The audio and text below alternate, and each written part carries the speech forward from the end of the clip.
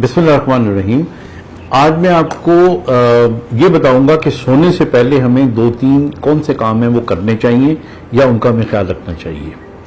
पहला काम तो ये करना चाहिए कि याद रखिए कि जब आप खाना खाते हैं रात का तो उसके फौरन बाद सोना नहीं चाहिए। आपको कम से कम 1.5-2 घंटे का वक्फा या 2-2.5 घंटे का वक्फा जरूर होना चाहिए, ताकि आपका जो आपने खाया है वो स्टमक से निकल के इंटेस्टाइन तक चला जाए।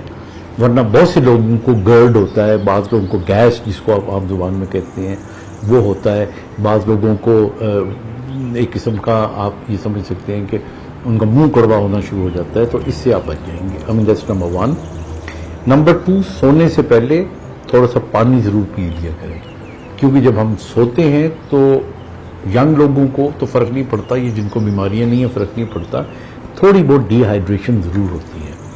तो इसलिए सोने से पहले पानी पी लें, दैट इज़ वेरी गुड।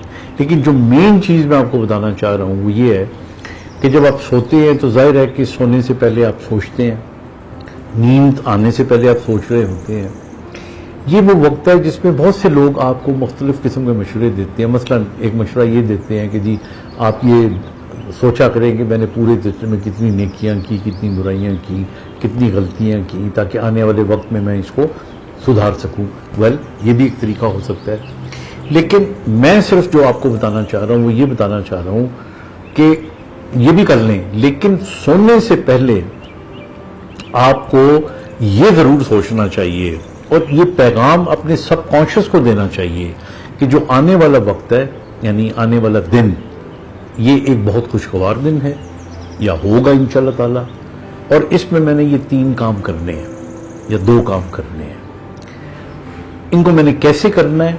अब यहां पे ये सारे का सारा जो मेन इंपॉर्टेंट चीज है वो ये है कि आपने रिजल्ट नहीं निकालना या तरीका नहीं बताना कि मैं यूं करूंगा, यहां जाऊंगा, यूं। No, you just have to think. आपने सिर्फ सोचना है कि भाई कल मैंने, मिसाल के तौर पे, कल मैंने इम्तिहान देने के लिए जाना है, या मैंने कल एडमिशन लेने के लिए अपने फॉर्म जमा करवाने हैं, इंशाअल्लाह ताला मैं जाऊंगा और मैं ये करवा के आ जाऊंगा।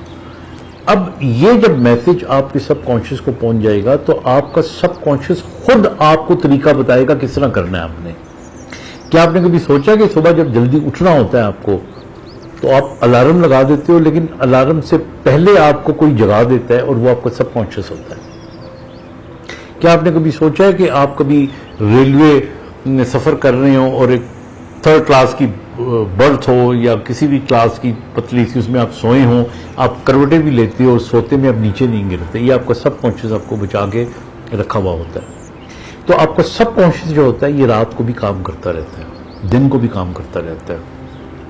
इसको जब आप सोते वक्त एक ड्यूटी सौंप देते हैं तो वो उस काम के हल का तरीका आपके लिए इनडायरेक्टली बना के रखता है। तो इसलिए सोते वक्त आपने अपने दिमाग में ज्यादा बहस नहीं करनी, दबाव नहीं डालना कि अच्छा ये होगा काम कि नहीं, तो मैं फलाने को कह दूं, किस तरह करूं। नहीं, आप फिर सोचें कि इंशाअल्लाह ताला ये काम हो जाएगा और इंशाअल्लाह ताला मैं कल जाके ये काम करूंगा।